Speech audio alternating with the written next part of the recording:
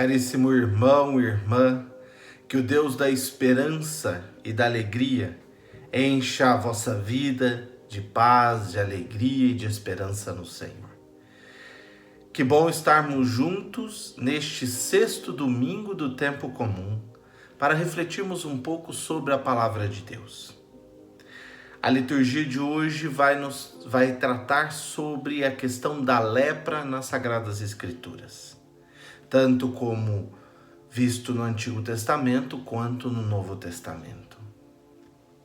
A primeira leitura tem duas opções e eu decidi fazer um breve comentário sobre as duas.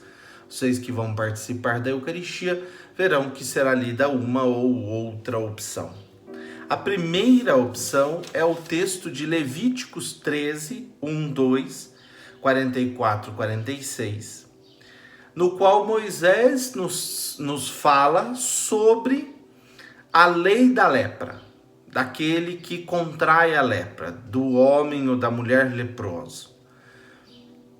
E é interessante porque todo o capítulo 13 do Levítico trata dessa questão da lepra. E ela tem uma referência direta com o pecado. Aquele que é leproso porque pecou. E deve então, primeiro se apresentar ao sacerdote para que testifique que é leproso. A partir daí, rasgar as roupas, bagunçar o cabelo e gritar por todo o canto: impuro, impuro, impuro, impuro. No tempo de Jesus, eles até carregavam um sininho de pendurado no pescoço ou na mão para significar que são leprosos, ou seja, são impuros e ninguém deveria se aproximar deles. Além disso, deveriam sair do acampamento para viverem isolados. Já não pertencem mais àquele povo, se tornam uma ameaça, e não só uma ameaça sanitária, mas é visto também como uma ameaça religiosa. E em virtude disso, o texto exclui os leprosos. No mesmo caminho, vem a segunda opção de primeira leitura de hoje, que está no segundo livro de Reis, capítulo 5, versículos de 9 a 14. É o famoso texto de Naamã e Eliseu. Naamã, o sírio, um homem importante e reverenciado na Síria, vem até Eliseu, o homem de Deus, para pedir a cura da lepra. Eliseu está dentro do seu acampamento e não sai para receber Naamã. Manda assim um mensageiro para que ele mergulhe 7 vezes no Rio Jordão e ficarás curado. Naamã, no seu orgulho, não aceita. É interessante o texto porque há uma antítese, ou seja, de um lado, Naamã que espera um grande sinal, que ele saia para fora, que ele invoque o Senhor, que ele toque a lepra e ela suma. E Eliseu que espera a fé. Se ele veio até aqui é para ser um homem de fé. Mas padre, por que Eliseu não sai e acolhe Naamã? Por causa do texto de Levítico. Se Eliseu sai e acolhe Naamã, ele se torna impuro. Quem toca num leproso também se torna impuro.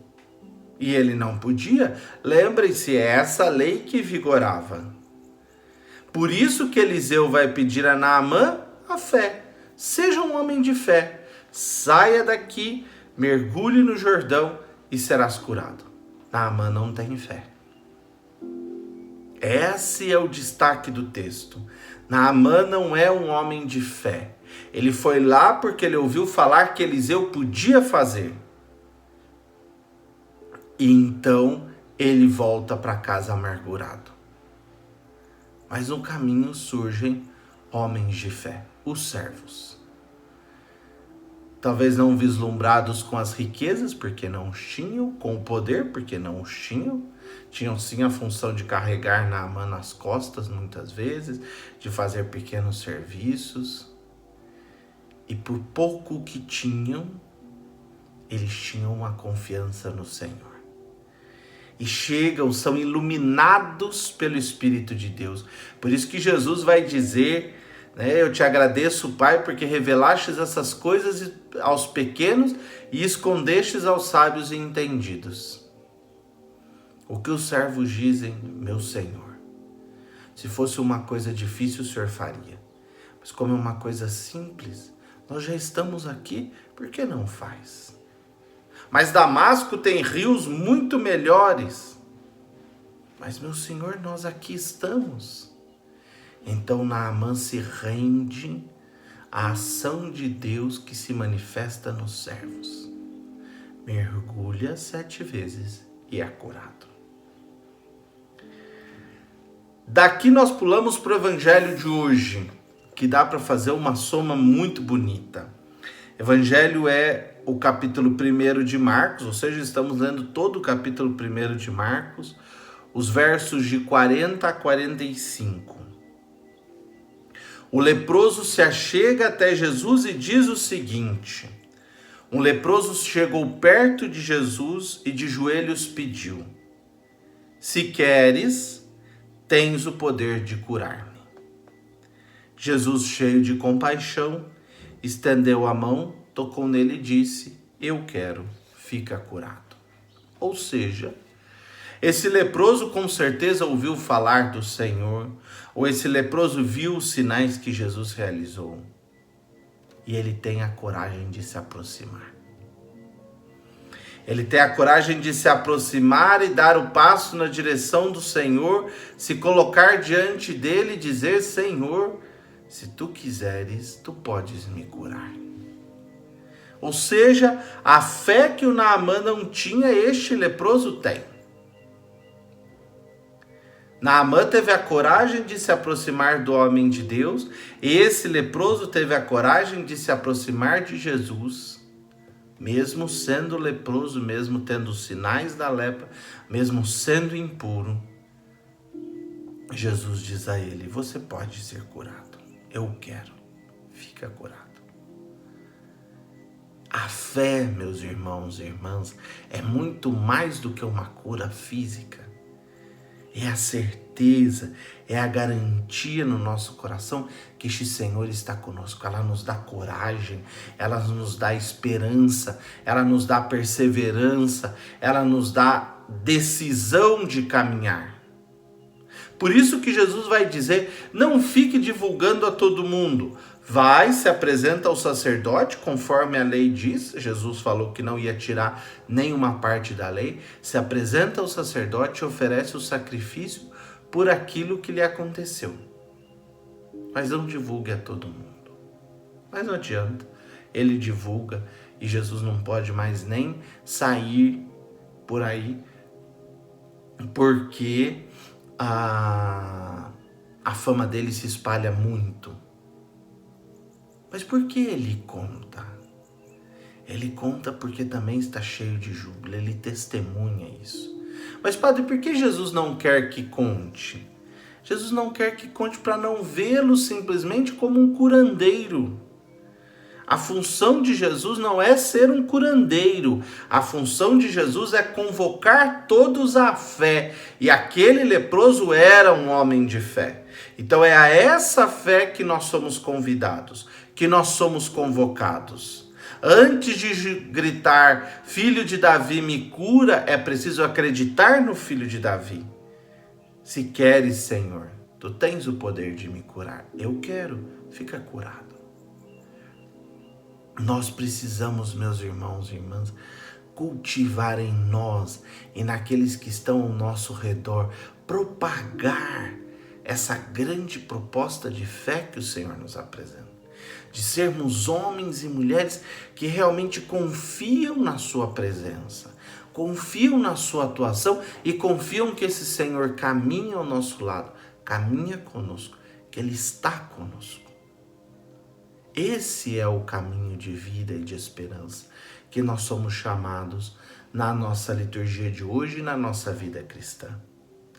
Por isso que Paulo, talvez numa forma até de um orgulho espiritual, vai dizer aos coríntios na segunda leitura de hoje, Primeira carta de São Paulo aos Coríntios, capítulo 10, versículo 31, e o capítulo 11, versículo 1. O que vai nos dizer Paulo? Sede meus imitadores. E por que sede meus imitadores? Vai dizer ele no versículo 33. Fazei como eu, que procuro agradar todos em tudo, não buscando o que é vantajoso para mim mesmo, mas o que é vantajoso para todos, a fim de que sejam salvos. Ou seja, Paulo usa do seu exemplo para dizer: eu me coloquei decidido no caminho do Senhor para salvar. Eu sou exemplo daquele que se coloca no caminho do Senhor para resgatar a muitos, para conduzir a muitos ao encontro do Senhor. Um homem e uma mulher de fé conduz muitos ao encontro do Senhor, como o leproso do evangelho de hoje. Por mais que Jesus não queria, ele fala do sinal e muitos vão ao encontro do Senhor. Que nós possamos pedir a este Deus com coragem, que Ele venha em nosso auxílio. Não vem em nosso auxílio porque nós merecemos, ou porque nós fizemos isso e aquilo, ou temos um orgulho como Naamã e esperamos isso e aquilo, porque eu faço, porque eu sirvo, o Senhor precisa olhar para mim.